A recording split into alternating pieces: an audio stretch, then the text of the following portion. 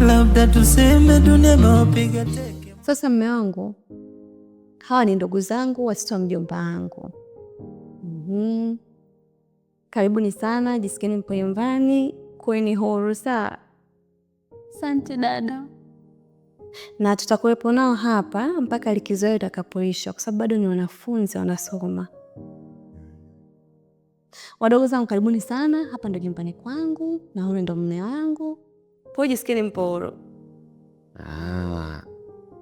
Jamani karibuni sana. Asante. Jisikieni mko nyumbani, yani kuweni na amani kabisa. Alafu huyu ni mwachaga mdogo huyu.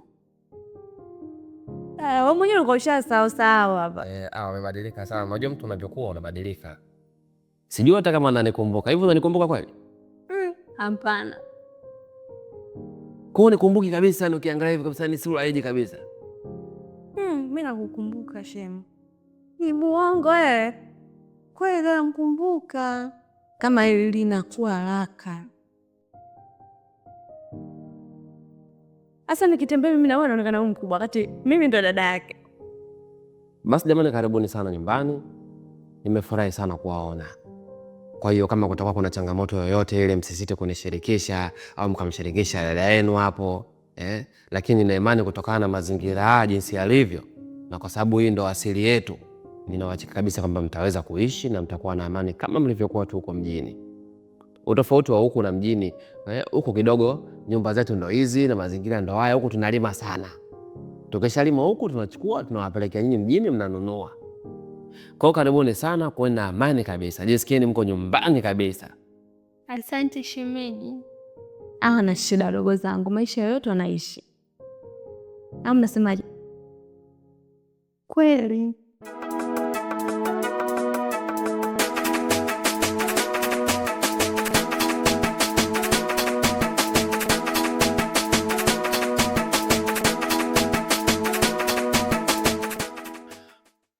Ndugu yangu, kiukweli hii hali imekuwa kinitesa sana. Yaani kitu sichokijua. Napitia wakati mgumu sana katika ndoa yangu. Na ndio maana nikaamua kukutafuta nikiamini kabisa kwamba wewe ndio mtu pekee ambaye unaweza kunisaidia. Kwa hiyo sitarajii majibu mabaya leo. Ni kweli ndugu yangu, lakini pia nimepambana sana, tena sana, lakini mpaka hatua hii sijafanikiwa bado kuipata dawa. Yaani sasa na wewe rafiki yangu unakosaje dawa? Basi sawa, hata kama dawa yote tulikuwa tumeipanga umeikosa, ungejaribu kuangalia dawa nyingine yoyote. Ungetafuta tu dawa yoyote, ungechukua hata mpenesi, sio mkaratusi, sio ungechanganya mtengenezee dawa kaka. Mimi nimeshachoka hii hali. Sasa mambo gani ndugu yangu? Mimi nakutegemea bwana. Sawa kaka, nimekuelewa. Nitapambana sana kwa ajili yako ili uwe sawa. Hayo ndo maneno sasa ya kuongea. Inapo kidogo nimepata hata nguvu kidogo yani. Umenihamasisha sasa. Basi mimi nikushukuru sana.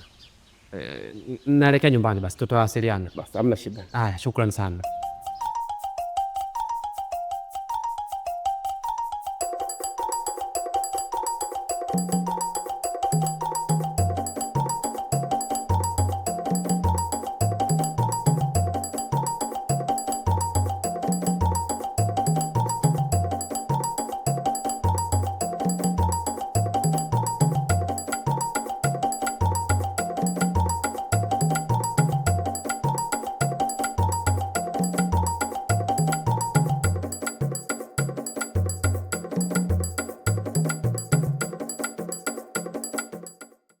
Shida, kwani tatizo lako nini?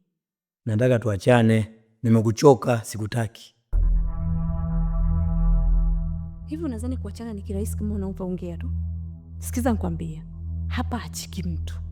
Yaani siachiki kirahisi kama unavyodhani. Hapa tunakaa na blaza. Unataka kuendelea masuala ni unategemea nini sasa? Kwa sababu gani? Heshima.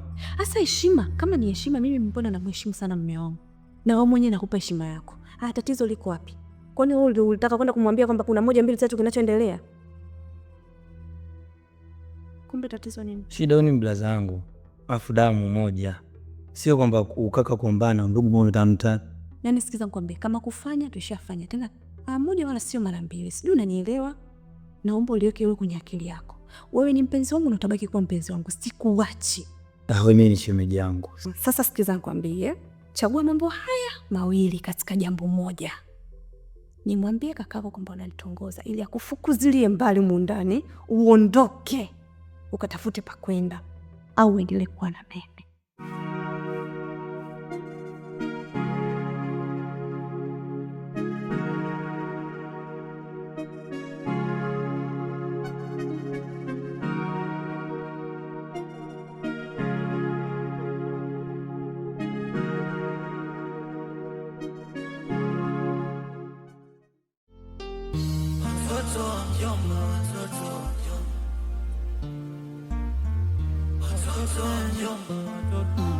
Labda tuseme dunia mapiga teke, mwana wanaya na ulimwengu hata matendo. Hivi mbona upo mkini sana kuliko? Sielewi tu mambo yanavyoenda. Yaani kadri siku zinavyozidi kwenda nazidi kukata tamaa. Sijui nitaishi hivi mpaka lini. Hapo unavyoniona hapa, nimetoka kwa yule jamaa yule anatengeneza dawa. Ameniambia kuwa amekosa eti dawa. Sasa mimi nitakaa hivi mpaka lini jamani? Hivyo unajua ile jambo linaniumiza sana akili yangu.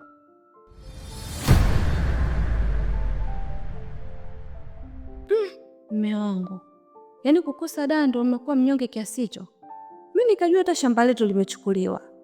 Usiwe hivyo. Mimi nadhani haya ni mapito tu ya muda. Na kikubwa mimi mke wako nisharizika. Na sina maana mbaya kwamba hiyo hali unayopitia uendelee kuwa hivyo hivyo. Hapana mume wangu. Ila najua tu ni mambo ya muda na hiyo hali itapita. Kwa hiyo hichi ni kipindi cha mapito tu. Mimi naomba usiwe mnyonge, sawa mume wangu? Mimi bwana nikushukuru sana mke wangu. Nikushukuru kwa sababu umekuwa kipekee sana katika kunivumilia. Sidhani kama mwanamke wa kawaida yoyote anaweza kuvumilia kuishi na mtu ambaye ana hali kama ya kwangu. Lakini kwa kipindi chote hiki umekuwa ukinipa moyo na kunitia nguvu. Namshukuru sana Mwenyezi Mungu kwa kunipa mwanamke kama wewe. Kikubwa kumuomba Mungu usiwe mnyonge sasa. Sawa, kwa hiyo leo tunakula nini sasa? Mimi nachokiona hapa nipike ugali na dagaa. Ili hao wengine niwabadilishie mboga. Si unajua tena wageni. Mlenda. Wako wapi kwanza? Sijaona muda mrefu unajua. Wameenda kuzura huko, miji yote ilishakuwa yao.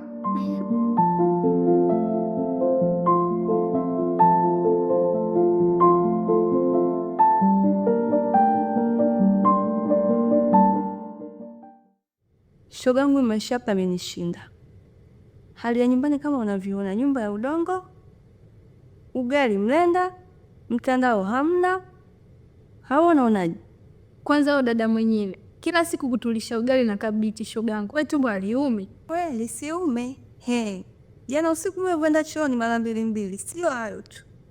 Toka jana mpenzi wangu sijaongea naye kwenye simu. Sasa hapa cha kukushauri, tukamwage dada tuondoke nyumbani. Wewe naye kwa mapenzi utakufa haraka. Mwanzo nimemiss kwenda klabu, shogangu. Wewe tena. Haya, mimi sichelewi.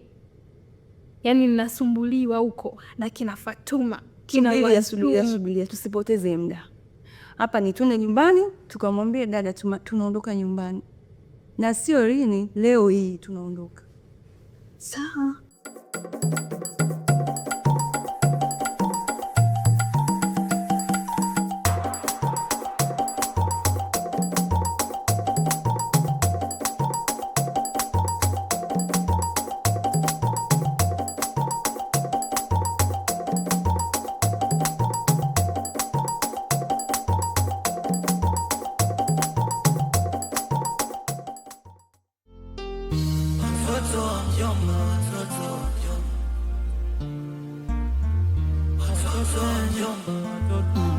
Labda tuseme dunia mapiga teke, mwana wanaya na ulimwengu hata matendo yao hayaturidhishi wala.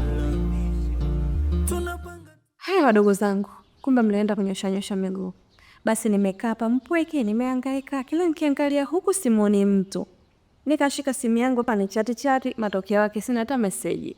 We nitaka niwaite. Niambie, tumekaa hapa tumeona tuelewi, tumeenda huko kuangalia vijana. Vijana?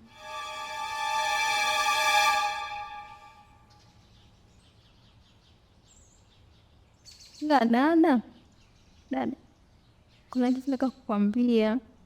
Tu gani tena? Mimi na mwenzangu hapa tumekaa, tumewaza, tumefikiria maisha hapa ametushinda, tukaona kuliko tuondoke kimya kimya hapa sisi wenyeji, bora tukwambie dada yetu. Muondoke? Kwa nini? Kwani kuna kosa gani ambalo nimewatendea au shemeji yenu kawafanyia nini mpaka mnaondoka? Ni kweli dada, sisi tunataka tuondoke. Kiufupi maisha hapa yametushinda dadangu. Isitoshe vyakula tuvielewi, maji shida, usiku hatulali, mara panya, mara hivi, si hatujazuia maisha haya. Hivyo wadogo zangu mnaondoka kwa sababu ya maisha yangu. Mimi naomba mbaki na mimi. Angalau kwa siku chache zilizopo. Kwani mnaamua kunikimbia? Isitoshe, kiukweli mimi nimefurahi mlivyokuja kuniona. Sasa mnavyotaka kuondoka kiharaka haraka hivyo, nakuwa siwaelewi. Kumbukeni ni muda mrefu sasa hatujaonana. Mimi naomba mbaki. Au kuna kitu ambacho shemeji yenu kawakera? Dada, amna. Nyie na shemeji ni watu wazuri sana na tumeishi vizuri. Ila tu kusema kweli, mazingira sisi hapa ametushinda. Wadogo zangu, mimi naombeni msiondoke. Haya damu kubwa hapo mwenzangu. Unasemaje? Maana dada tena ni mchoi. Anataka kutoa machozi hapa. Sasa dadangu, tumekuelewa, usilie. Ila mimi simu yangu haina chaji. Usijali. Pale nyuma kuna kaka mmoja hivi huwa ana chaji. Nitakupelekea, sawa? Sawa dada, usilie. Nataka niwapekee nini? Ugali na mlenda. Wewe nawe bwana, tuchinjie tu kuku wa kienyeji hapa. Bwana, kuku umeona wapi? Bandani kuku wale kama wote. Dada wewe sio mbaya.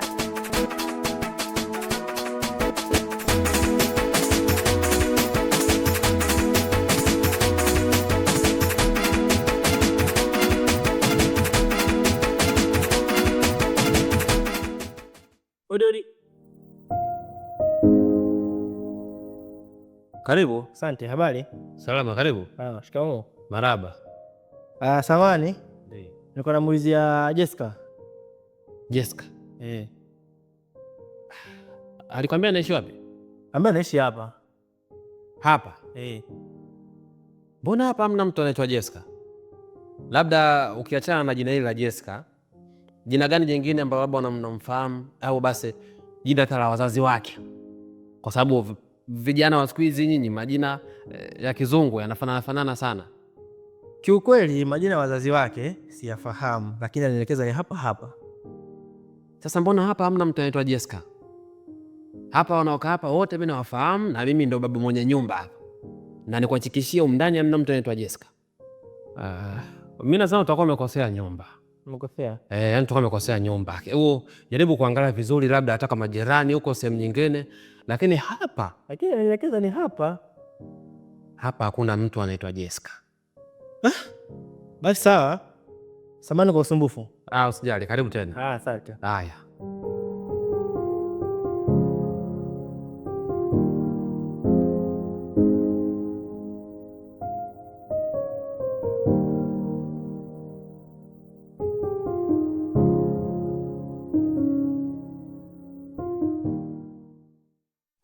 Mpenzi wangu, nilikuwa chooni.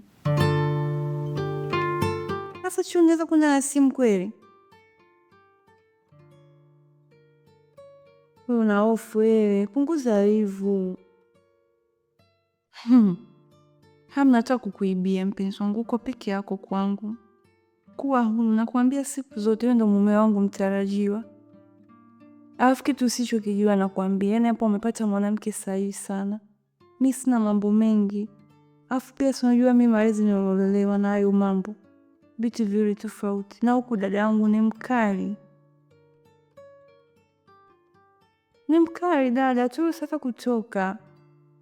Na hivi sio yule dadangu alomuoa ni ustazi. Nakupenda mpenzi wangu. Nakupenda. Hapa nimekumisi. Nimemisi gwingi. Umesema. Nimemisi iko.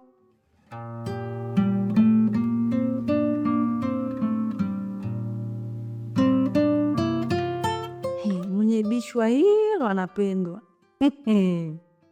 Laiti angejua. Asa mimi niolewe. Mimi na dhambi gani? Sitakuwa nimemkosea Mwenyezi Mungu kabisa. Kepe naolewa na madhambi mimi si botu.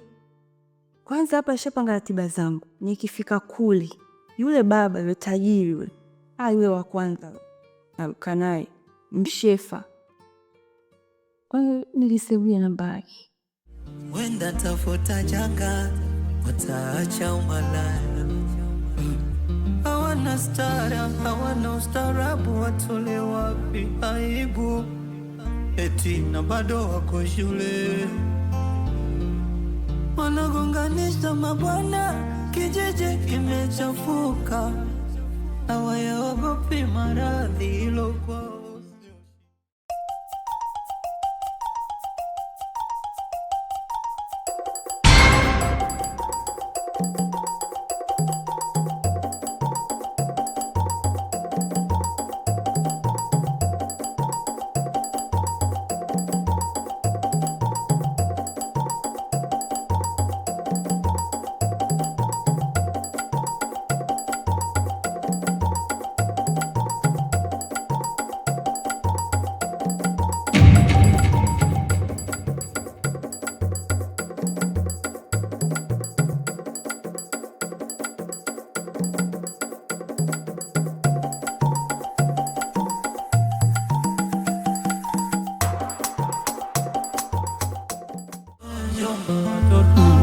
Labda tuseme dunia imewapiga teke.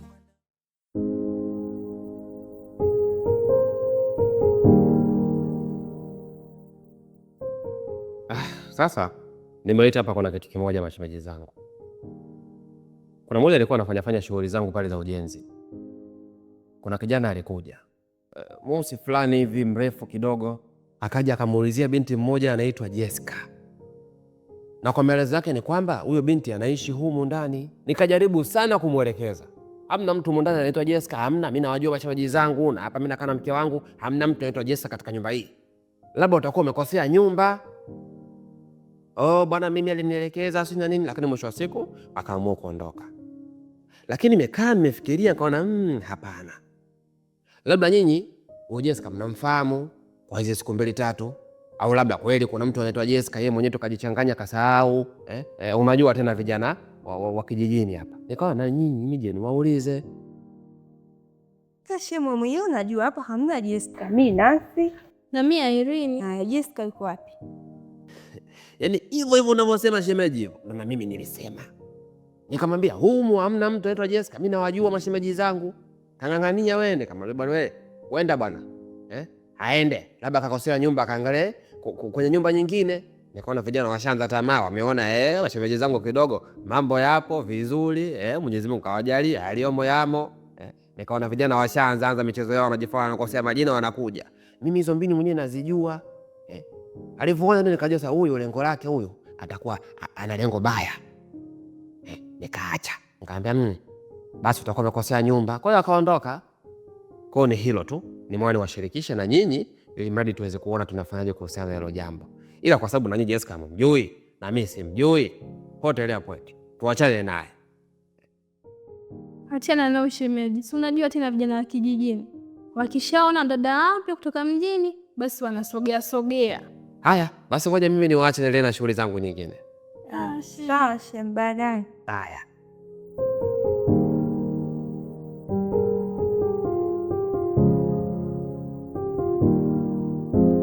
Wewe, hawe mkaka siku hiyo 15. Ndio huyo shoga. Nilimwambia ninapokaa nikamdanganya na jina naitwa Jessica. Kaka ana balaa yule. Yule mkaka naye hadi nyumbani. Yaani sijui kinamwasha huko, maana sio kwa kutoka huko alikotoka hadi kuja hapa. Kwanza yeye haogopi kwenye mji wa watu.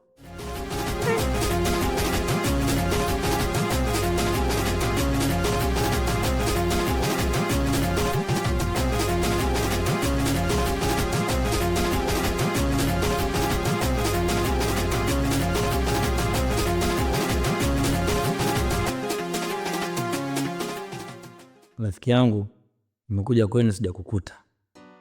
Nikaelekeza kwamba nimekuja huku kisimani. Ila nashukuru nimekuona. Bila kupoteza muda, nimekuja kuomba ushauri rafiki yangu.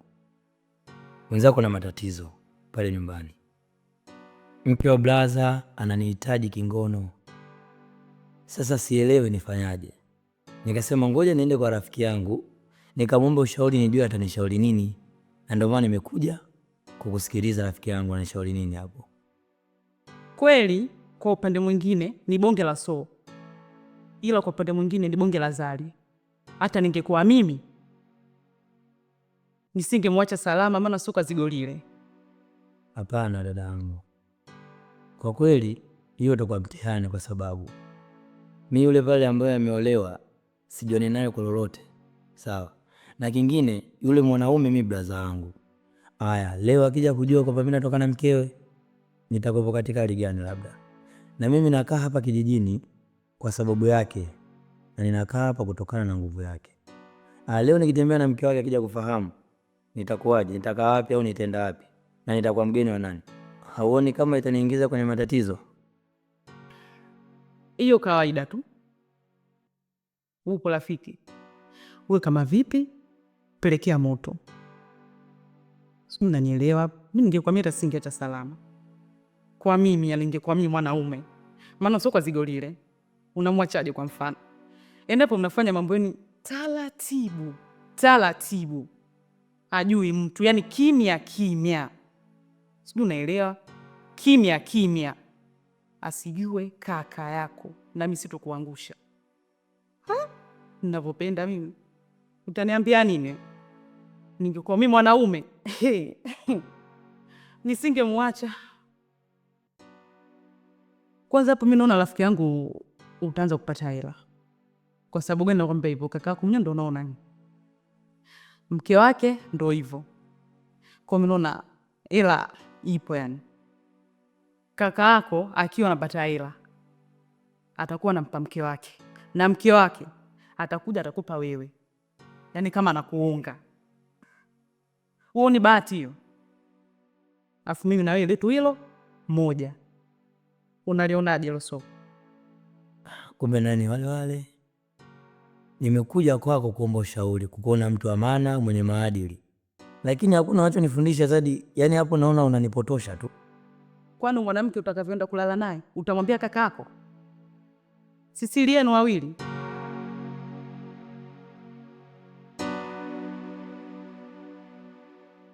Njoni tuishe mimi niondoke. Maana wewe habari sizo. Eti na bado wako shule. Wanagonganisha mabwana, kijiji kimechafuka. Hawayaogopi maradhi, hilo kwao sio shida. Hapa kijijini watoto wa mjomba, wamezua balaa. Watoto wa mjomba, umalaya udanganyi ndo kazi yao. Watoto wa mjomba.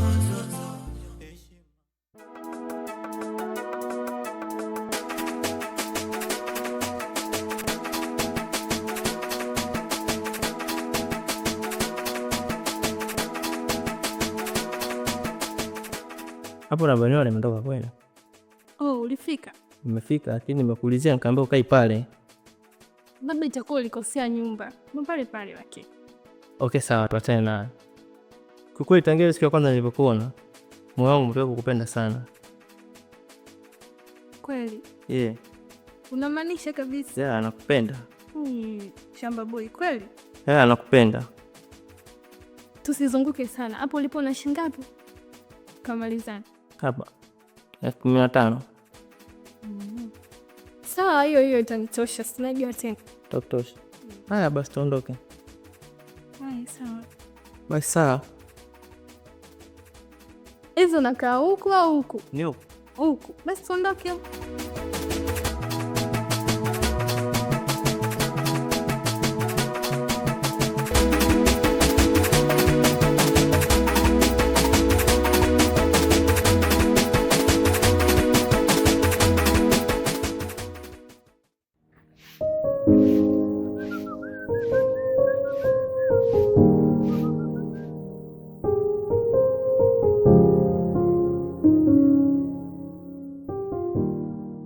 Unatokea wapi? Nani? Yupo mundani. Huyu hayupo, ametoka ameenda shambani. Ndio maana kuuliza unatokea huku wapi? Oh, kumbe kaenda shamba. Haya, turudi kwa upande wako wewe. Wewe unaniuliza hivyo kama nani? Isitoshe, toka lini ukawa na hivyo na mimi? Na leo ikawa siku ya kwanza. Kwani mimi ndo tunaitana vipi? Haya, nikikwambia nimetoka kumloga huyo mzee ndani na nasikia nimekuuliza yupo ndani au hayupo? Wewe mimi ni mpenzi wangu, sawa? Una date na mimi. Blaza ajui. Haya, umetoka, unatoka wapi? Unataka kuniambia nini sasa hivi? Hiyo sio sababu. Sikiza nikwambie, mimi najua wewe kijana unaishi humu ndani. Huna hata hela. Kaka ukakuweka tu umekaa kama mzoga. Mia nyekundu hupati. Wewe unatakiwa ongea na mimi vizuri ili nikupe matunda. Licha ya kukupa matunda ya ndani, nikupe matunda mpaka ya nje ili upate kunona huko unapokwenda. Upo? Usitaki kujua mimi natoka wapi kwa sababu hujanioa. Japokuwa tuna date ipo.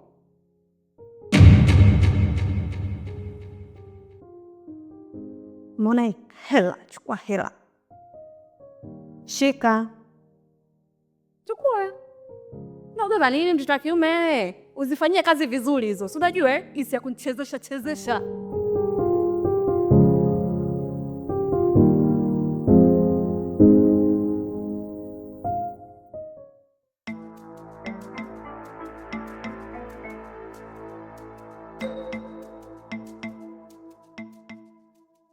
Ndio bwana.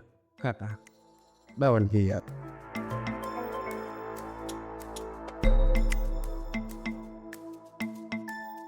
Kaka, nilikuahidi kuwa nitakusaidia. Nimepambana sana kwa ajili yako. Unajua nini kaka? Ndio. Yaani mpaka hapo unavyoniona hapa, nimeshatumia dawa za aina nyingi sana. Yaani hii mizizi, hii mizizi nimekunywa sana . Sasa sitarajii kuendelea tena kutumia dawa ambazo sio. Una uhakika hii dawa ndio yenyewe? Kaka, kuhusu hiyo dawa, ondoa shaka. Hiyo dawa iko vizuri sana. Kwa hiyo hii hapa sasa matumizi yake yapoje? Hiyo matumizi yake inatakiwa uchemshe kwanza.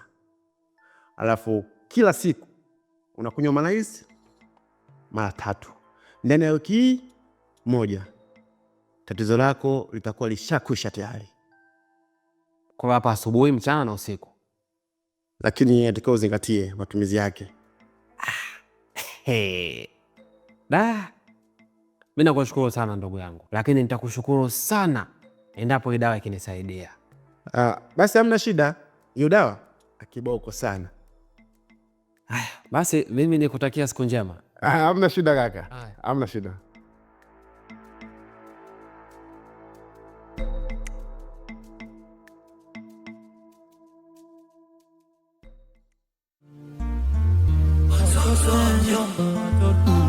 Labda tuseme dunia mawapiga teke, mwana wanaya na ulimwengu.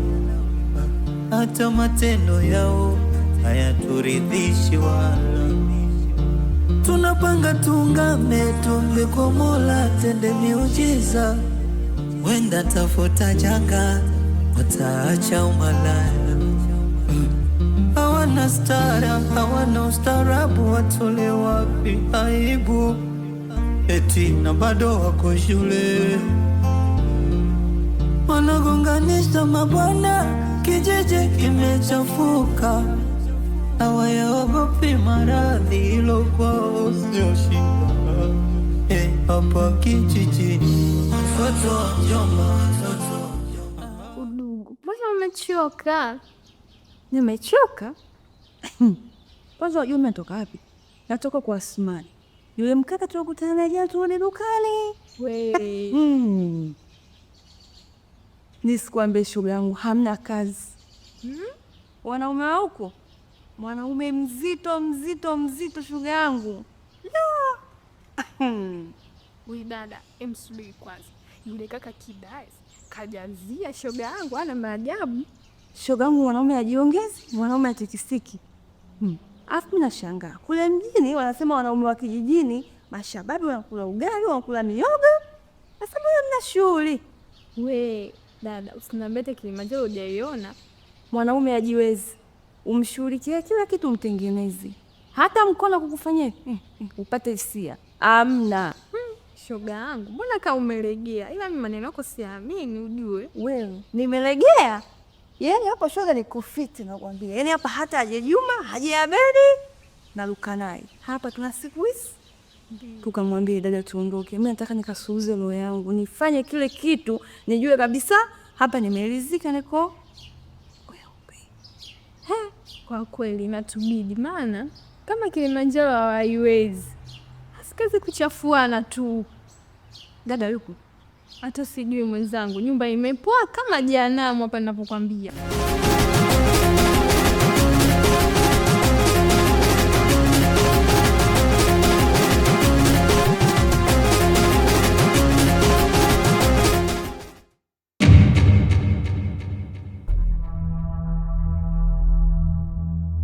Halo.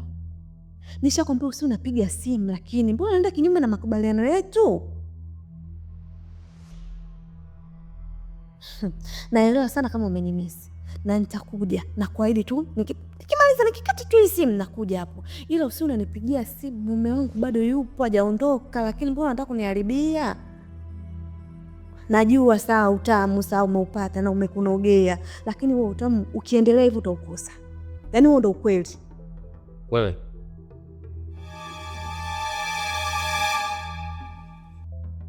ulikuwa unaongea na nani?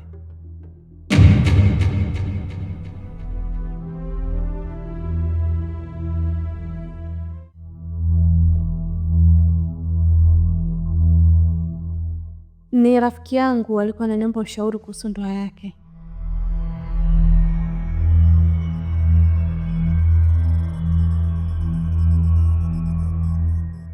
Sawa basi, mimi natoka mara moja, naelekea shamba. Haya, safari njema.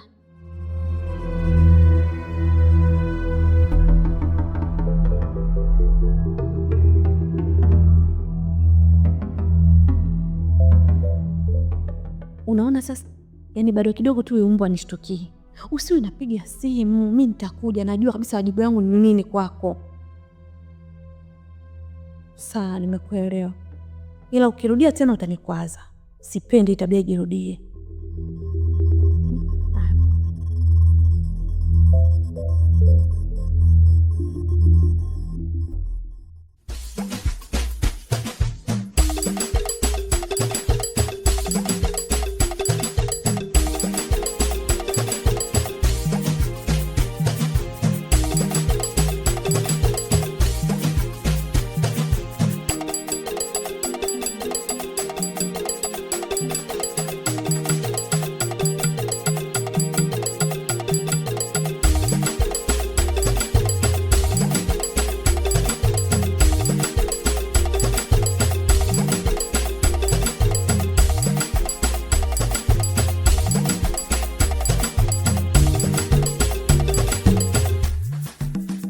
Jessica, nashukuru sana kwa huduma yako.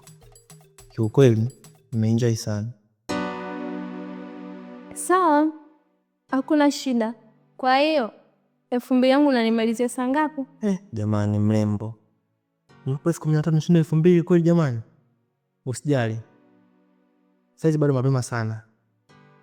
Kifika saa 10 nitakutafuta. Nitakupa 2,000 yako, sawa? Basi hamna shida. Ngoja mimi niende. Bye shamba boy.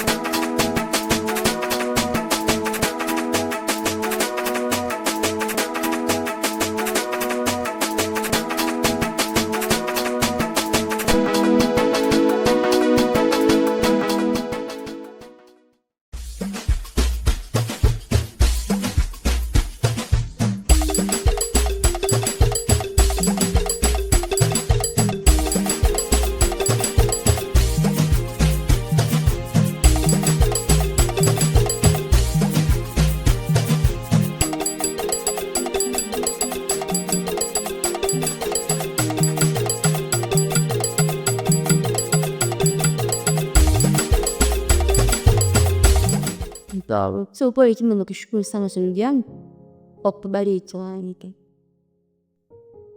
Haikuwa rahisi.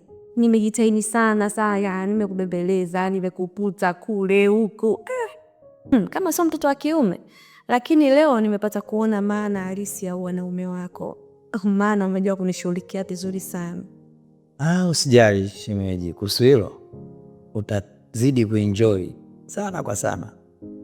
Kwa na shida zako nini, mimi nisitue, nipo sawa. Sasa hivi jiamini, mimi wako wako, unaelewa brother. Sasa hivi ana majukumu hapo kuhusu swala la niachie mimi. Ila naomba isiishie hapa.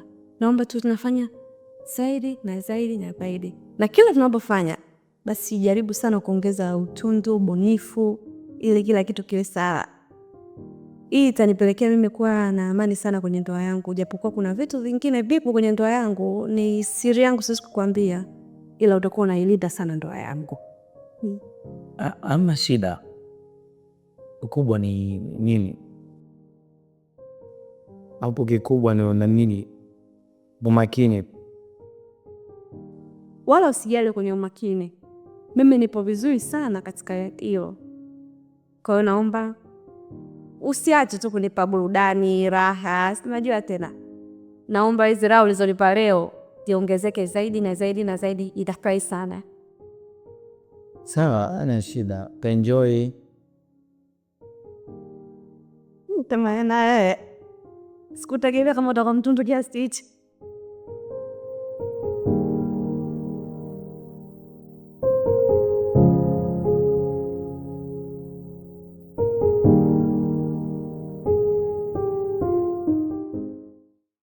Kaka, hebu kwanza nipe mafanikio kuhusu ile dawa niliyokupa. Ile dawa ndugu yangu bado nakunywa. Tena nazingatia masharti haswa, asubuhi, mchana na usiku. Kama unavyojua, tunashauriwa tufuate maelekezo ya daktari. Na katika hili tatizo langu, wewe ndo daktari wangu kaka. Lazima nifuate vile ambavyo wewe umeniambia. Lakini sasa bado sijajua inafanya kazi au haifanyi. Sasa kaka, yani kama umetumia zaidi ya siku 3, debu mitambo itakuwa tayari shaka sawa. Kwa hiyo hapo hicho ni kujaribu, tutajaribu. Basi tulikuwa tumepishana ndugu yangu. Mimi nikajua labda mpaka nitakapomaliza kunywa ile dawa yote na ni test mitambo. Kumbe hata siku 3 unaweza kwa test. Usiku wa leo jaribu. Basi sawa, mimi nikuahidi nikitoka hapa, yaani usiku wa leo lazima nikatesti mitambo ndugu yangu. Na mimi nakuamini. Yaani hii mitambo na testi tu ili mradi, lakini nakuamini kwa sababu ile jambo ni moja kati ya vitu ambavyo vimekuwa vikinichanganya sana akili yangu. Sina amani, sina furaha na ndoa yangu ndugu yangu. Lakini kwa namna tunavyoenda, nina uhakika kabisa. Ndugu yangu umenisaidia tatizo langu mpaka hapa. Nakushukuru sana baba. Hamna shida. Hamna shida. Na vipi kuhusiana na ile kazi ya kulima katika lile shamba la bondeni kule? Aisee, nilishapoteza tayari kumbukumbu. Sasa ile kazi, hebu ngoja nifuatilie kwanza leo. Nitakupa majibu siku nyingine. Hata matendo yao hayaturidhishi wala. Tunapanga tungame, tuombe kwa Mola tende miujiza. Wenda tafuta janga, wataacha umalaya. Hawana stara, hawana ustarabu, watole wapi aibu. Karibu. Wanagonganisha mabwana, kijiji kimechafuka. Karibu. Asante za sasa hivi. Salama za kwako? Salama. Samani nilikuwa namuulizia Shamba Boy. Yupo muda? Ndo nani huyo? Mbona hapa mna mtu anaitwa Shamba Boy? Kijana fulani hivi, mrefu, mweusi. Nilikuja naye hapa. Wewe utakuwa unamzungumzia Tariki. Ndio jina, itakuwa ndo huyo. Tariki aishi hapa. Hapa ni kwangu. Ile siku ya lazima tu geto nikampa. Aliazima geto? Jamani, yani mimi nina shida naye sana. Nimemtafuta kila kona sijamuona. Nikasema nije hapa nyumbani kwake, huenda nikamkuta. Dada, hapa ni kwangu mimi, sio kwa Tariki. na kama nilivyokuambia alikuja kuazima geto mara moja, nikampisha hapa. Kwa hiyo alivyomaliza muda wake akaondoka. Kwa hiyo unavyoniambia hapa ni kwake na kushangaa. Sasa nitampataje? Maana nina shida naye ya muhimu sana. Ni sawa, mimi nitakusaidia nikufikisha sehemu ambapo anaishi, lakini kwa sharti hili moja. Sharti? Sharti gani hiyo? Unajua nini? Wewe ni mwanamke mzuri sana, tena ni mrembo, na kwa nini usiachane nayo masuala ya kuazima geto? Mimi nataka unipe hata siku hii moja.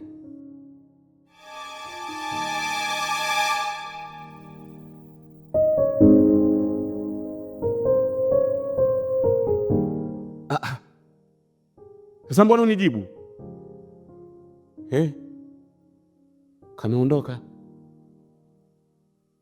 Ndo mwache sasa kuazima mageto ya watu.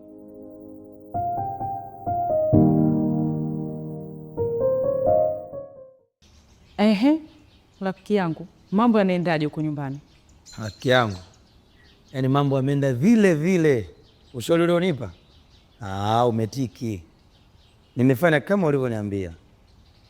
Nashukuru. Sasa hivi inaitwa Father House, yaani brother akitoka tu hiyo ndio navimba na kuwa mtaala wa nyumba. Kwa hiyo pale brother akiuza mkaa, akiuza viazi, pesa ambayo nampatia shemeji, shemeji nusu ananipa. Mambo shega. Pale brother jana akachinja bata nyumbani. Yaani baada ya kuchinja bata ile bro, si akatoka ameenda kwenye kahawa. Shemeji mpaja. Naona siji mbavu nini? Akanipatia mie. Afu ile nini? Miguu, vichwa amemwachia brother huko. So unajua brother sasa shombovu. Yaani vitu anavyokula brother, nakula mimi. Afu vitu ambavyo nakula mimi, anakula brother. Yaani kifupi brother anakula makombo. Ona vitu vyote vizuri vizuri mimi napita navyo, na shemeji napita naye. Brother akienda kwenye kahawa tu na mimi naingia mzigoni. Lakini rafiki yangu, Waswahili wanasema wazo la mtu biashara. Kuona mimi unanifikiriaje? Best, hata usijali kuhusu hilo. Sawa. Wewe ngoja tuangalie siku 2-3 zimana amesema kuna mzigo kidogo anataka kunipatia. Kwa hiyo akinipa, mimi natimba kwenu mwanangu. Kweli? Nakupa hata usijali. Usinitupe. Haina shida, ila za vijola nini ambao umekopa kopa. Mimi nakupa utaenda kulipa. Nimetumia mafeeling kichwani kukuelekeza rafiki. Mimi nakukubali mwanangu, na ndio maana hujaniferisha. Yaani wazo lako lolote ambao unanipa, mimi ningeenda kulifanya sifeli. Nikajua ili nitafeli kwamba bro atatushtukia. Ila amecheza kama feli mwanangu. Nashukuru sasa hivi. Kusivu na ilia binono. Yaani nakula na nakula tena. Usinitupe rafiki yangu na kutegemea. Si unajua maisha yangu tena ninapotapatapa kama mfamaji. Na kutegemea. Usijali. Sema nini rafiki yangu? Muda wenyewe uruhusu. Si unaona muda wenyewe mchache. Nenda kule kuna mzigo nenda kucheki. Nikisharudi vile nitapita kwenu. Sawa. Wewe unatumia namba ile ile?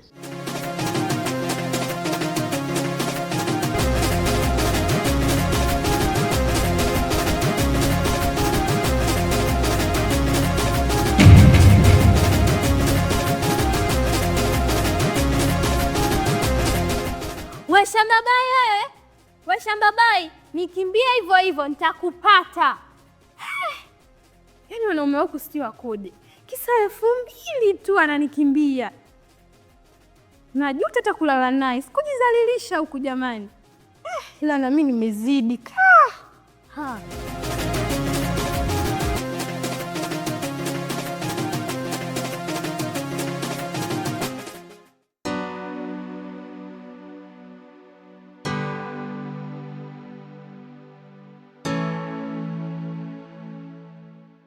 Sikia nikwambie kitu hili. Naomba nikwambie kitu kimoja.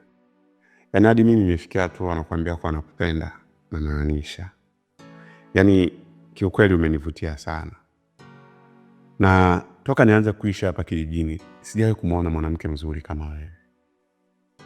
Yaani kwa kifupi wewe ni kama malaika aliyeshushwa mbinguni. Nakupenda sana hili. Yaani haitakuwa busara mimi mwanaume mkamilifu nikukosa mwanamke mzuri kama wewe, na nikuhakikishie tu ukinikubalia hautopata shida katika kijiji hiki. Inaonekana unajiamini kijana.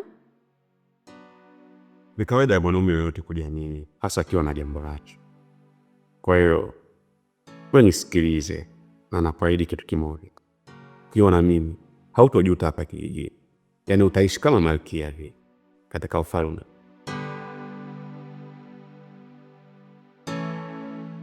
Sawa, nimekubali, lakini ili nikupe na sharti hili moja tu. Nataka unionyeshe nyumbani kwa Tariki ili nikupe unachokitaka. Mbona sharti lenyewe hivyo? Mbona jepesi sana kwangu? Twende basi.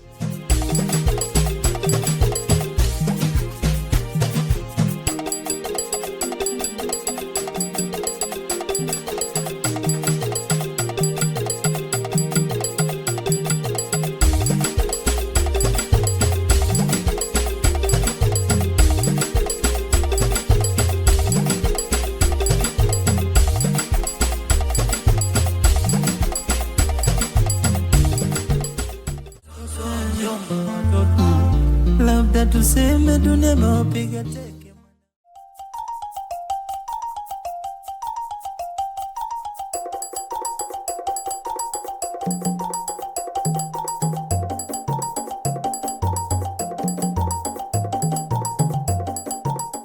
Vipi? Mbona tumesimama hapa?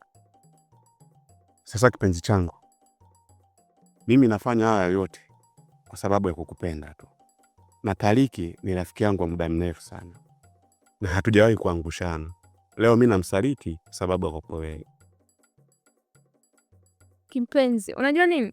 Mimi hapa unavyoniona sijawahi kumwahidi mtu kitu nisikitimize. Kwa hiyo kuwa na amani tu, sawa mpenzi? Okay. Iko hivi. Pale unavyoona pale ndo kwa Tariki.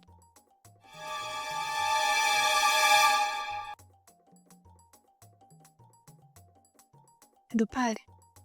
Hapo unavyoona hiyo nyumba hiyo, hapo ndo kwa Tariki. Lakini nenda pale, hakikisha baadaye unakuja nyumbani, tusije kuangushana. Maana sasa hivi naenda kuchuma mananasi kule shambani. Kwa hiyo itaidi basi. Sawa baby, mimi nitakupingatia. Usijali kuhusu hilo. Haya, baadaye. Mtoto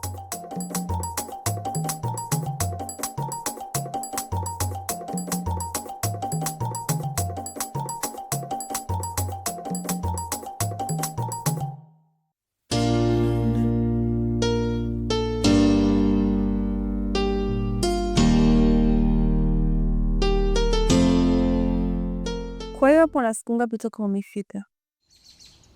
Hapa mimi sina siku nyingi sana. Kiufupi mimi sio mwenyeji wa hapa. Nilikuwa nakaa kati kijiji cha jirani hapo. Nilikuwa naishi na baba na mama. Ila bahati mbaya baba akafariki. Baada ya baba kufariki, mama akaolewa mjini.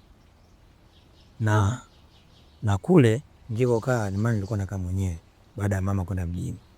Maisha yalikuwa magumu sana kwa upande wangu. Sasa Blaza akanionea huruma sana mimi mdogo wake. Akaamua kuniita tuje tuwe tunakaa huku tufanye maisha kwa pamoja. Oh, pole kwa hilo. Asante. Pole kwa kumpoteza baba. Asante pia. Naweza nikakuuliza kitu? Mniulize, usijali. Kwa hiyo wewe una mahusiano? Una mahusiano? Mahusiano?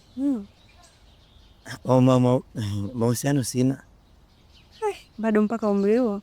Yaani shida sisi familia yetu au ukoo wetu haturuhusu mahusiano, bali sisi tunaruhusiwa kuoa moja kwa moja. Na ndio maana unatukuta sisi vijana wa kijijini tumetulia sana. Masuala ya kuwa na mchumba pembeni, sijui mwanamke, hapana, mpaka tuoe. Mpaka uoe tena? Jamani. Mimi nahisi ni swala la kuliongea tu hilo. Litaongeleka, si ndio hivyo? Basi bwana, kijana mzuri nsamboi, naona na gym staki wa kwenda. Una mpenzi vipi, unakaa kizembe hivyo? Sawa, nimekuelewa, lakini leo mbona umeamka kinyonge tangia asubuhi? Sikuelewi. Alafu shoga yako leo sijamuona tangia tuamke mpaka sasa hivi. Shoga yangu mdogo wangu? Kumbe ule mdogo wako. Yaani mlivyo mimi nakaa mtu na shoga yake. Mdogo wangu wa pili kuzaliwa. Leo sijamuona, sasa sijui yuko wapi. Ndio ungeenda babani mara moja. Shaka kontawa tayari? Hapana. Ila natumai utaelewa ile swali nilokuuliza. Sawa, haina shida.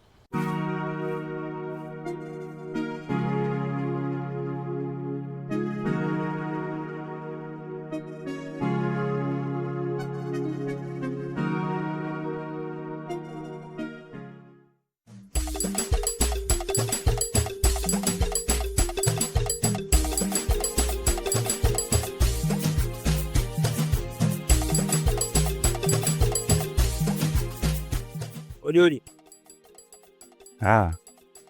Karibu.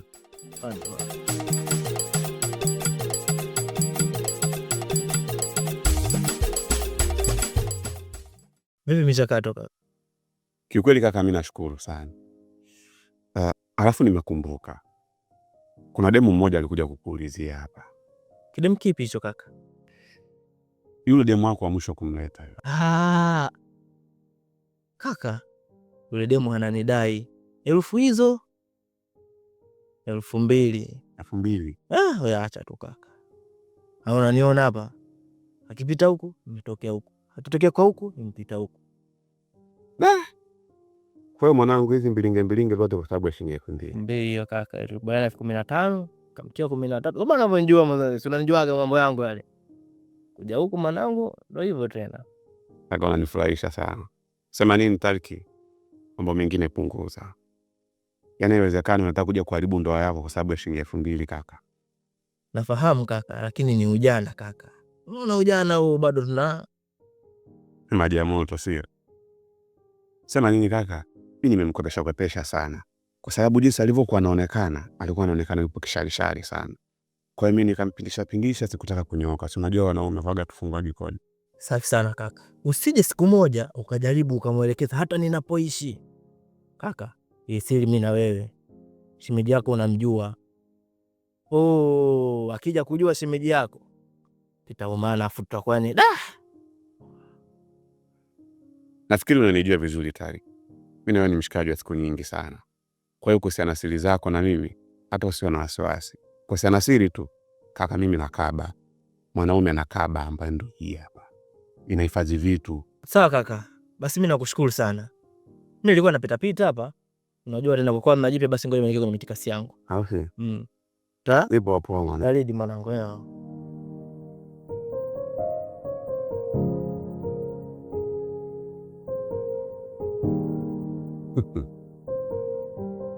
Ujana bwana. Yaani 2000 tu. 2000. Talika imezidi ubahili.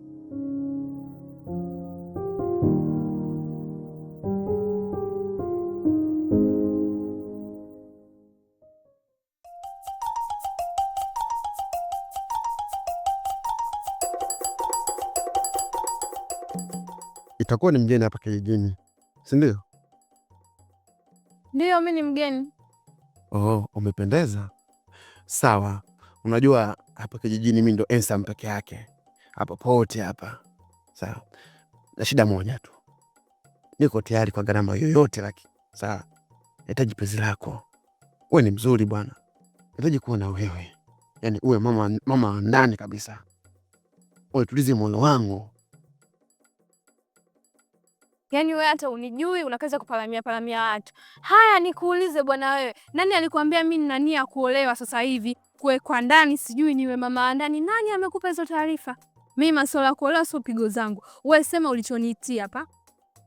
Sawa, basi nataka uwe mpenzi wangu tu. Kwanza mimi mambo ya kutongoza sio pigo zangu. Wewe niambie una shilingi ngapi na tukamalizane. Shilingi ngapi tena? Sawa, kama unahitaji pesa basi niambie wewe shilingi ngapi unahitaji. Mimi ukinipa 20,000 tu tunamalizana fresh. 20,000?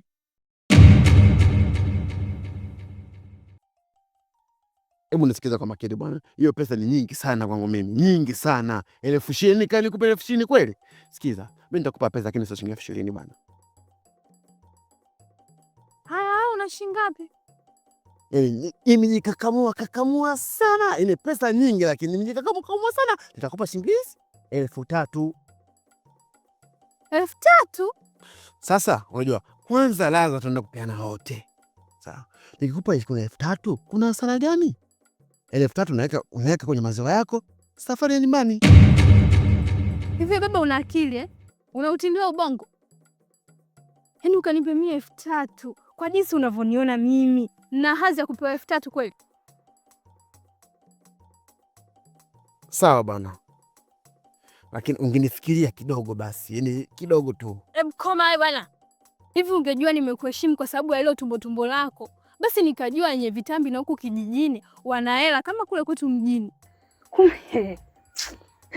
Kumbe una hata maajabu jamani. Kweli tumbo sio hela. Tufanye sawa 3,000 kidogo sawa. Nisifanye chochote basi. Nilieni tufike mpaka nyumbani. Sifanye chochote sawa. Sifanye chochote tufike mpaka nyumbani basi. Unishike tu ni busu nini. Nitakupa shilingi 2,000. Unasemaje hapo?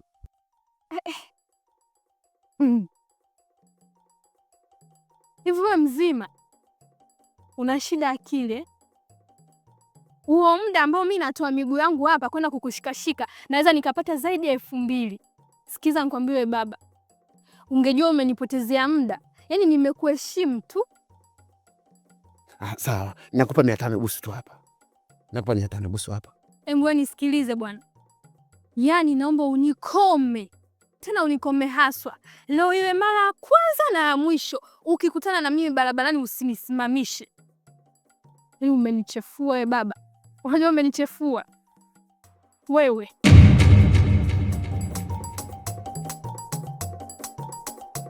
Yaani mimi nikae nikupe 20,000 wewe 20,000, 10, 12, 5, 5, 4. We! Pote ya mbali, nenda huko.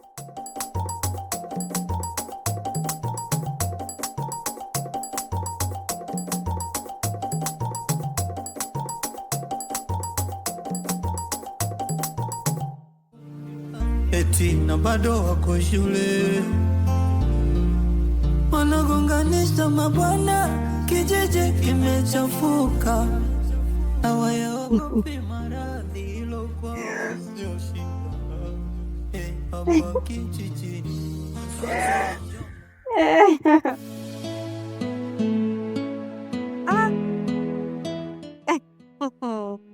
Eweje? Mbona kama una furaha sana? Kuna nini unaangalia?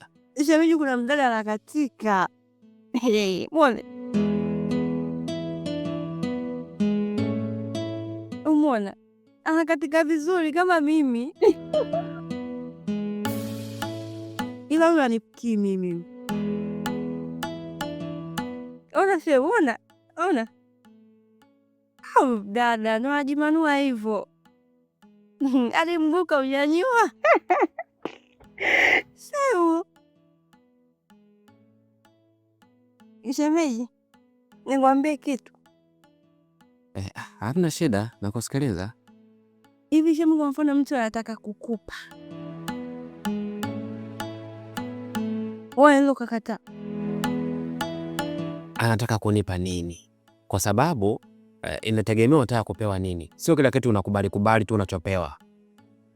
Namaanisha mtu anakupa zawadi nzuri, anakupa kitu kitamu.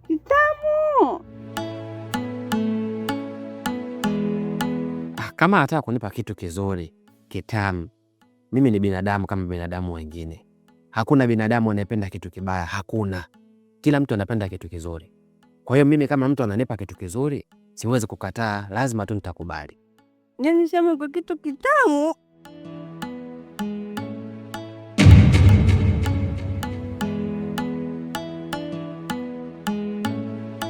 Kitu kitamu shemu wewe. Nitakupa kitu shemu.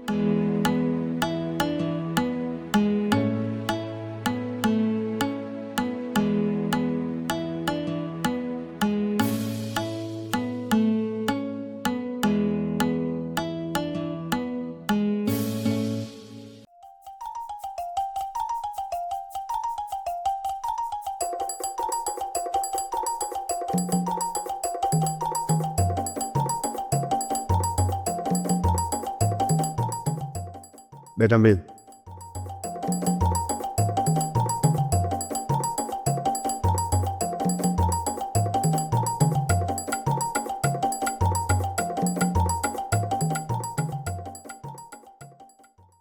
Kaka, mzigo ni dawa, ni hiyo dawa ni mzuri tena mzuri zaidi. Unataka uniambie hichi ndo chenyewe? Kaka, mzigo ni wenyewe, tena wenyewe kabisa uliotumiana. Bigi. Usije kama umeletea unga kumbe ni unga wa mkao. Kaka, nawezaje kukupa dawa mbovu? Mimi natoa dawa zenyewe. Hiyo kaka, dawa ni noma sana. Oya we Bigi, hichi kitu niko nakitafuta kwa muda mrefu sana. Oya, kuna kidemu kinanisumbua sana, nataka nikakionyeshe kuwa mimi ni mwanaume. Emani from Morogoro, Ensamboi la Kiruguru. Sura ya mama, mwili wa baba. Kaka, mimi sikudanganyi chochote. Sababu hiyo dawa washigezi zangu wote wanipigia simu. Kuanzia Dasha, kuanzia Dadi, sijui kuanzia nani, mpaka Yuzo mwenyewe wanipigia simu kuhusu hiyo dawa. Yuzo tena. Bigi. Hadi Yuzo. Yuzo ni mambo yake kabisa. Tena kaka, Yuzo ni mambo yake kabisa. Yaani Yuzo atumii nguvu zake mwenyewe bila hizi. Yule tena. Yuzo atumii bila hizi. Nakwambia. Kama Yuzo katumia Bigi. Itakuwa kweli. Kaka, chenyewe yake Yuzo ananitambiaga sana. Mwanangu wewe ndio alikuwa mshauri wangu wa kwanza kuniambia, mwanangu mimi sikuwa nikimlalamikia namna gani vipi. Nikienda nizunguko sielewi namna gani vipi. Kanaambia sasa, sikia nikupe mchongo. Kuna mtu fulani ukimfuata lazima utapata. Huyo ni nyoko. Kwa nikasema ngoja nikufuate. Yuzo sio muone anapata ile pesa, sio anapata nini kwa mashangazi kuhusu hiyo dawa. Kaka, iko ni chenyewe. Haupati shida iko. Alafu sasa zingatia. Leo mkuja shilingi 1000, nilipokea ile 1000 nilipokea, lakini sio bei zangu. Hapa mimi nauza VIP. Kuanzia 20,000, 15,000 nimekuuzia kiushikaji kwa sababu Yuzo wewe anakufahamu na unamfahamu. Sichelewa. Siku nyingine ukija ndio na shilingi 15,000 au 10,000 full stop. Matokeo sitayaona. Oya, hiyo buku sijali. Mimi nitakupa hiyo buku. Na kama nikiona matokeo mazuri, mimi nitakuwa mteja wako. Mbona kaka? Hamna shida. Hamna shida. Sasa oya Bigi. Mkude. Tuko pamoja. Oya Bigi. Oya hamna noma. Baridi watu hapo.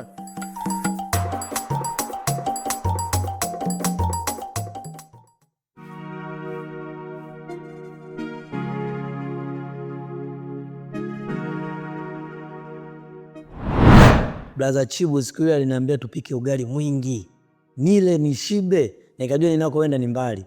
Kumbe ni kijiji cha jirani tu, sio mbali. Utamweza kakako, ana vituko hatari. Lakini toka umefika hatujaongea vizuri shemeji yangu. Vipi mazingira ya kwetu? Unaonaje? Kwa kweli mazingira ya kwetu ni mazuri sana. Kiufupi kijiji chetu kimechangamka tofauti na kijiji chetu. Maana kunaona mishi zipo nje kabisa, lakini kwetu kule kuna naona kidogo kuna wafadhali. Amna bwana. Ni hali tu ya ugeni. Yaani unasema hivyo kwa sababu kuja pazoea ndio maana. Lakini ukipazoea utapaona pamepoa kama kwenu. Alafu jambo lingine shemeji, usisite kuniambia chochote kile unachokiona wewe. Unahitaji kuniambia chochote kile shemeji yangu. Yaani chochote, unajua chochote. Chochote kile wewe niambie. Mimi nipo tayari kukusaidia. Sio kwa ubaya lakini ila natamani ukae hapa ujisikie upo huru kama upo nyumbani kwenu. Yaani ulipotoka na hapa, hapana utofauti wowote vile. Mfano kama nguo yako hii. Ukifua wewe hata itakati. Ila nikifua mimi, watoto watakuuliza huyu ana mke, huyu kaoa, huyu ana mchumba, huyu ana nini? Si nini? Yaani kila mtu ataongea. Ukiangalia hata miguu yako hiyo. Nikikaa na kusugua. Tunaona alivyokuwa ni michafu ile. Kucha hizi na kukata mwenyewe. Unaonekana kijana mmoja smart sana. Lakini mimi shemeji yangu uruhusi kufua nguo zangu, nitafua mwenyewe. Nguvu ninazo. Sasa wewe ufue nguo za blaza za kwangu, nguvu utakuwa nazo kweli shemeji? Wanasema mke wa kaka ni mke wako. Au jasikia wahenga akisema hivyo? Wanasemaga. Sawa, lakini shemeji, baadaye nataka unitembeze tembeze kidogo nijue kijiji chenu kipoje, nizoee mitaa. Kuhusu kukutembeza wala hata usijali. Umenikuta mimi mwenyewe shemeji yako ninakula miguu ya kuku hatari, maana natembea vibaya mno. Alafu jambo lingine, nitakutembeza hadi kwenye mashamba yetu upaone, kwa sababu kuna siku ambao kakako atakuwa amechoka, unaenda unapalilia kidogo, unafanya mazingira, umeona? Unapanda vitu, kuna miogo, kuna nini, ili mradi tu tuweze kuishi vizuri, tusiishi kinyonge hapa. Sawa, asante sana shemeji.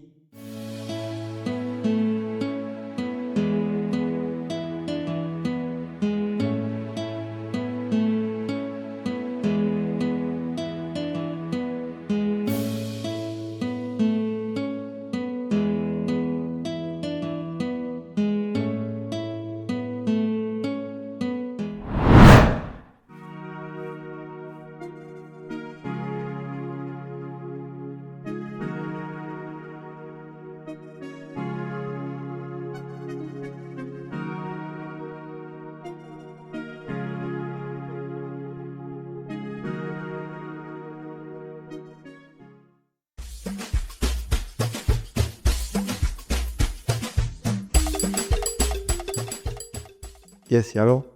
Hello. Mambo? Poa. Nzima?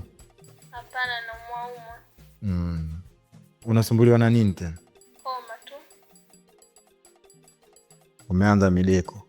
Sasa sikia. Mimi tayari nimeshaanza mazingira yote.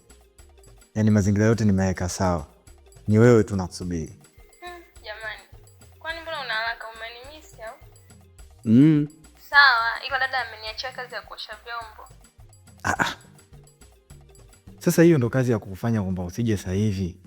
Kama ni vyombo si utaosha hata baadaye. Hapana, mimi siwezi kaondoka nikaacha. Basi sikia, fanya hivi. Wewe njoo. Ukifika huo muda wewe njoo. Alafu mengine tutajua cha kufanya. Sawa, nakuja. Fanya haraka sasa. Mimi nakusubiri wewe tu ujue mchomba. Haya, poa. Haya.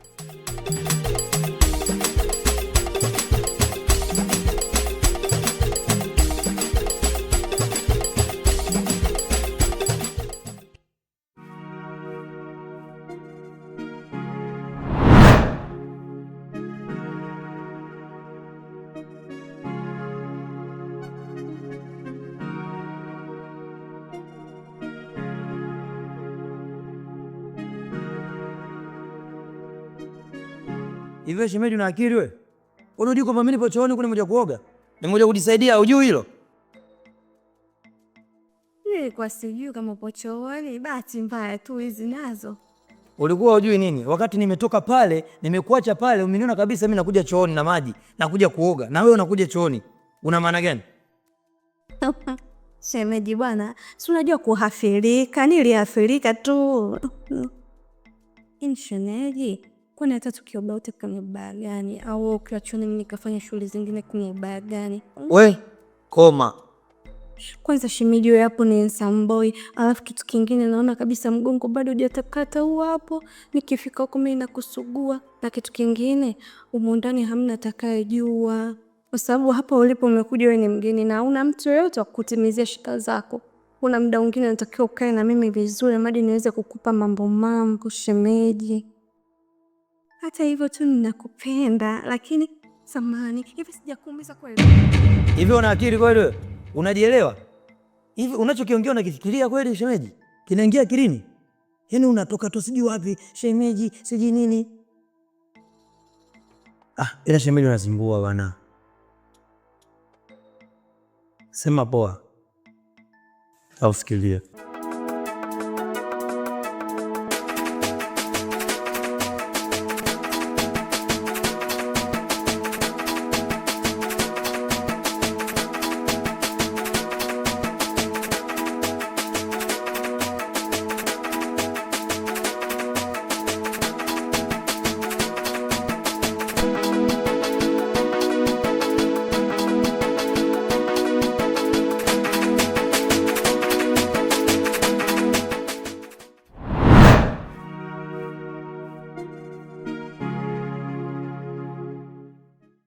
kama nilivyokuambia, kuna kazi nahitaji nikupe, na ukishaifanya kwa ufasaha nitakuwa nakulipa. Sijui umenielewa? Chungu gani?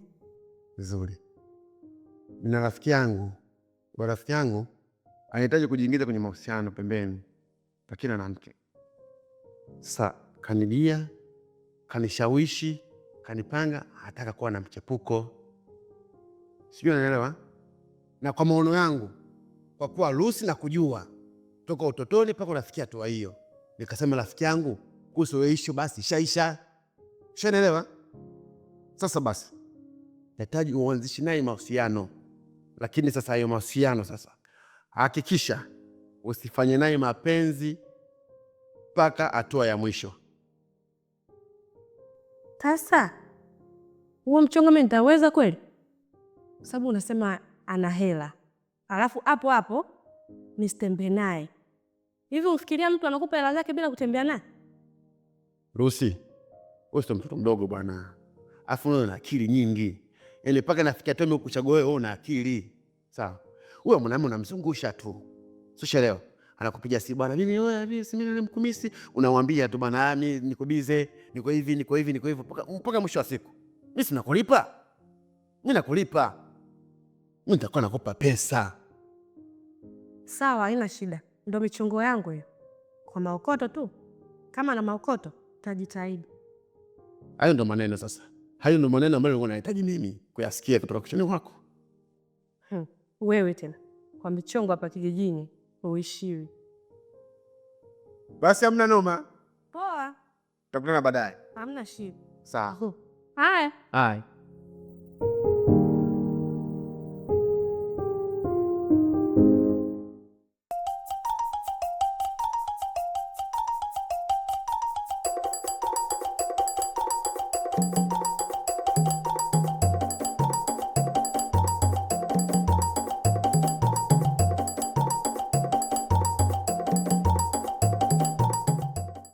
Halo mchumba. Halo? Sasa wewe mbona mpaka sasa hivi utokei? Sasa sikiza nikwambie. Hapa nimeazima simu ya dada. Simu yangu mimi iko chaji. Umeanza visimizio vyako. Mimi muda wote mimi nakusubiria wewe tu, afu hata uji. Wewe una haraka za nini? Mimi nishakwambia nakuja, siwezi kukuangusha. Muda ule tulielewana vipi? Uliniambia kwamba unakuja. Sasa hivi mpaka sasa hivi hujatokea. Na mimi mwenzio huku mimi nakusubiria wewe tu. Nina mambo mengi ya kufanya lakini nakusubiria wewe mpenzi wangu, afu unaniangusha. Nakuja, siwezi kukuangusha. Unakuja? Niahidi basi. Kwani wewe uniamini mimi mkude jamani? Muda ule uliniahidi hivyo hivyo lakini haukutokea. Basi isijirudie basi. Subiri nimalize kazi za hapa nyumbani. Nakuja muda sio mrefu. Ila nakuomba usipige tena huko. Maana hii simu ya dada mkali na simu yake. Dakika 10 tunakupa. Ukichelewa basi. Aya sawa, baadaye.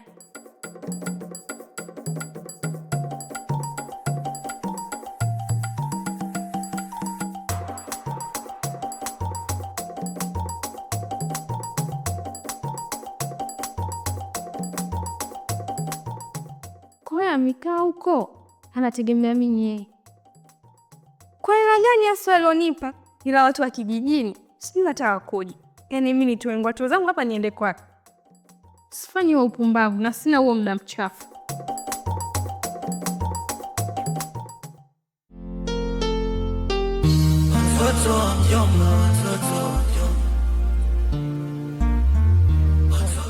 Kwa hiyo yani sikufichi. Toka nianze kwa na wewe, yani niko ni mtu mwenye faraja sana. Kweli? Oh, Mungu bana. Sehemu. Mambo. Nafaje? Freshi. Ndio saizi dada. Salama, mambo. Poa. Umependeza. Asante. Aya, mimi naelekea dukani. Basi hamna no shemeji. Aya, muwe na siku njema. Yani baby, nilimwambia mke wake tariki. Ndo huyo. We, Kwa hiyo ndo mke wake? Ndo huyo.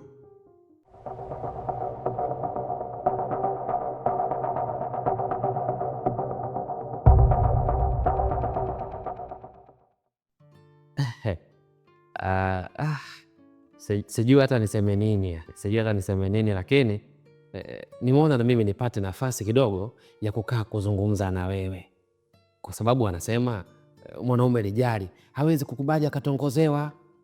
Unatongozewa vipi wewe demu? Kwanza hata mwanamke yenyewe tu anakuona kidogo kuna vitu vya vijakaa sawa. Sasa mimi kwa sababu shupavu, mahiri na hodari wa mambo, nikaona itakuwa jambo jema sana endapo nikipata muda hata kidogo na mimi nije nijazie baadhi ya vitu, kwa sababu najua vitu vingi sana umeongea na Bigi Karamba, si ndio? Bigi kashanielekeza kila kitu kuhusu wewe. Na mimi najua watu wengi atakuwa hajaniangusha. Sasa yani mimi nakupenda.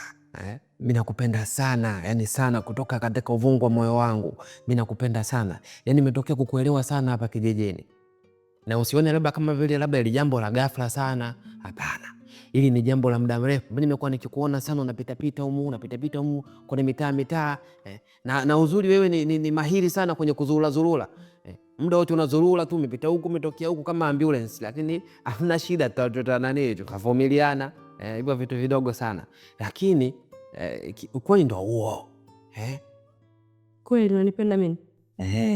Unanipenda mimi? Ndio.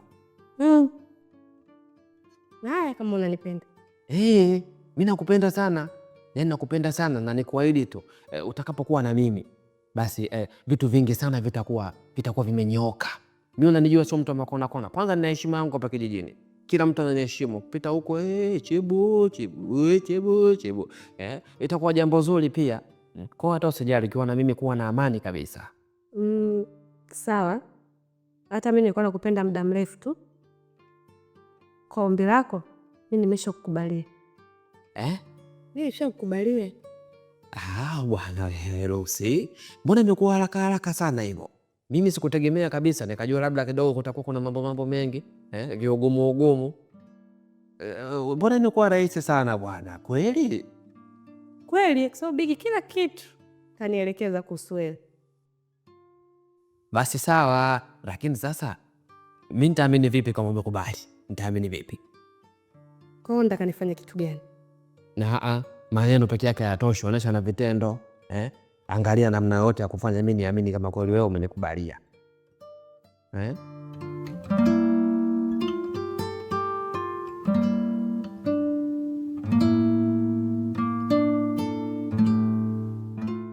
Hapo sasa niamini. Basi baadaye. Haya.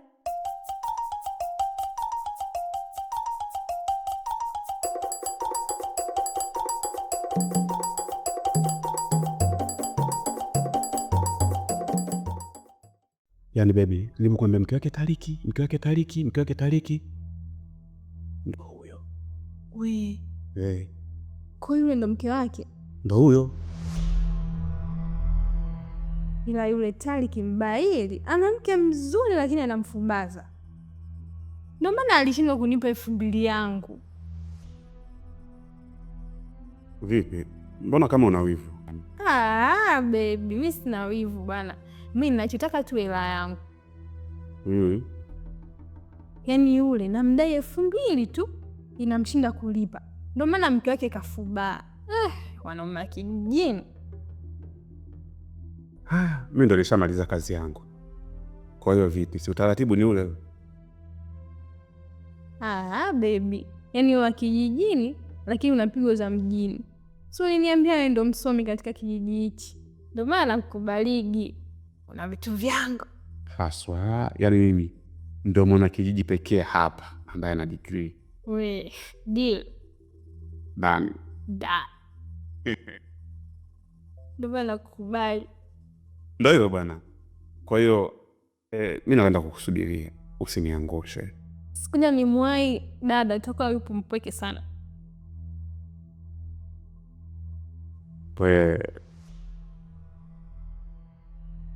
haki ya Mungu, ndio tutakuja kunimaliza.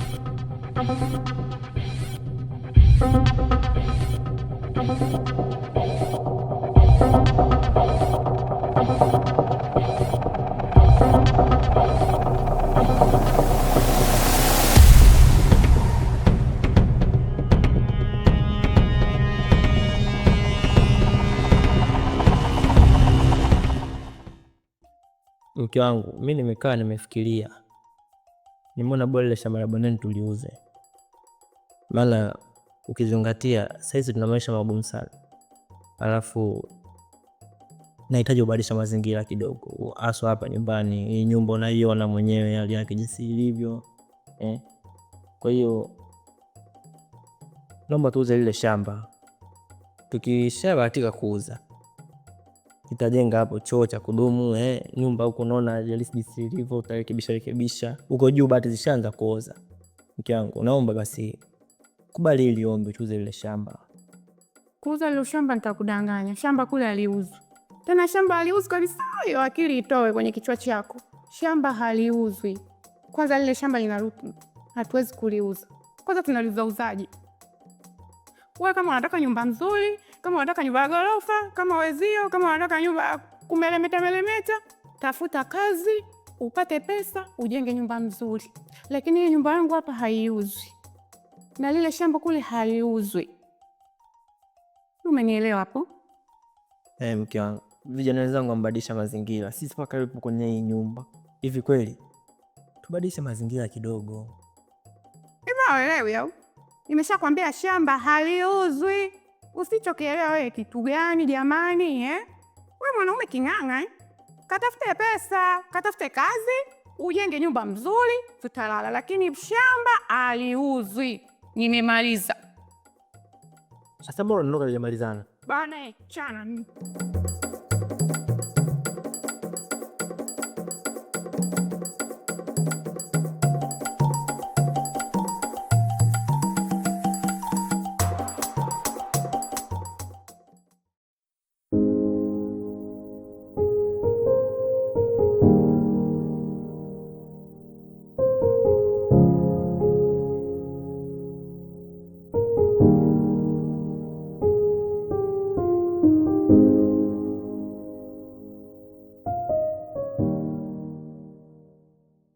Vipi? Poa Nabi. Poa. Nailime. Mbona umechelewa? Imenikalisha sana najua. Samahani. Hata hivyo sikuwa na nia ya kuja kwako. Kwa vile nimekuona umesimama hapa, nikaona sio mbaya nije kuongea nawe japo kidogo. Sawa. Lakini sasa mbona siku ile umeenda kinyume na makubaliano? Mwanzo nimekusubiri sana pale kitu. Subiri muda mrefu na kuangalia kila kona na kupigia simu. Kuna muda ukawa mpaka upatikane. Mpaka nikasema huyu vipi ama Mungu nifanyia hivi lini? Kwani nafanya hivyo mama? Oh, samahani. Unajua ile siku nilijiandaa kabisa. Na nilikuwa na lengo zuri tu la kuja kwako. Ile natoka Hamadi dada huyu hapa. Kaniambia, binti, unaenda wapi? Kuna kuosha vyombo, kuna kupika, kuchota maji. Kama unavyojua kazi za kijijini haziishali. Kwa hiyo sikuwa na cha kujitetea. Ikabidi niingie kufanya kazi za nyumbani. Kwa hiyo samahani. Sawa, nakuelewa. Lakini sasa kwa nini usitoe hata taarifa? Ungenipigia simu au ungenitumia message, mpenzi wangu wewe, nimepata emergency 1 2 3. Mimi ningekuelewa kama ambavyo wewe unakuelewa siku zote. Ningekuelewa tu Elini. Lakini kitendo cha wewe tena ukazima simu na simu ukao upatikani na mimi nakusubiria. Afu unajua kuna mazingira yangu nishaandaa kabisa, najua sasa mpenzi wangu unakuja hapo umeniangusha. Ndio nini tena hivyo mamangu? Jamani, paniki tena. Nitakuja siku nyingine. Na namna anakuwa kama sikuamini, kama anakuamini vile, hainisikia. Mwanzo nakupenda sana unajua. Sawa, usijali. Mimi nitatafuta siku nitakuja. Tena nitakupa mambo. Unajua mambo? Enjoy wewe. Fanya kama unaona. Mbona tena kuhadisia uko kijiweni kwenu? Yaani nitakupa mambo. Utaenjoy. Utaka unisahau. Kwa hiyo handsome boy, wewe usipaniki wala nini. Wewe tena. Sawa. Kwa hiyo sasa basi lini tena matokeo? Nitakuja. Nadhani ndani ya siku 2 hizi. Kesho au kesho kutwa nitakuwa free. Nitakucheki. Kwa hiyo handsome boy, haina haja kupaniki. Maana umevimba mwenyewe. Sawa basi. Ila sasa Elini, usifanye tena ikawa tena hadi ya uongo tena. Utokee kweli basi. Jamani, mimi sikuangushi. Tatizo lako hata uniamini. Mimi sikuangushi. Vumilia. Mvumilivu la mbivu. Subira yavuta heri. Sasa wewe, subira itavuta utamu. Si unaelewa? Nisubirie. Sawa mkaka handsome. Basi sawa. Mimi nimekuelewa mtoto wangu. Aya, ngoja mimi nimwahi dada nyumbani. Maana kuna sehemu alinituma.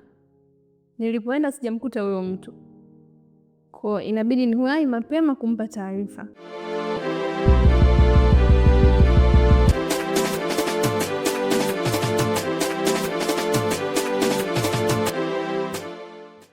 Yaani kaka, kiukweli katika urithi ambao mzee Namwiva ameniachia na mpaka leo sijanufaika nao, ni hii ardhi au niseme ni hili eneo la hapa. Sasa angalia kaka, udongo kama huu umeshaungua, umepoteza rutuba. Mtu amejijia tu hapa amejichomea mkaa, wengine wamekuja kuchoma miembe yangu, yaani hata sijafaidika chochote na hili shamba kaka. Kaka, labda nikwambie kitu. Mimi mwanzo nilikuwa naona watu wanachoma mkaa hapa, wengine sijui wanaweka nini, wengine wanacheza makamadi nini. Kwa haraka haraka nilijua wewe umewaruhusu. Kumbe wewe mwenyewe hujui. Mimi nashindwa kuongea, ndio maana nakuta napita tu siongei chochote kwa sababu najua labda wewe umewaruhusu. Yaani kitu ambacho mimi nakifikiria haraka haraka hapa, ni bora tu niuze ile eneo. Tena bora niuze nikatafute sehemu nyingine. Japokuwa mwenyewe babu alisema nisiuze, lakini kwa hali kaka nitaacha kuuza kweli? Hapana, hapa sitabo. Uliuze tena? Yaani bora niuze nikatafute eneo jingine. Na imani nikishaenda kununua sehemu nyingine ambayo ina rutuba, itapata mazao ya kutosha na maisha yataendelea hapa kijijini.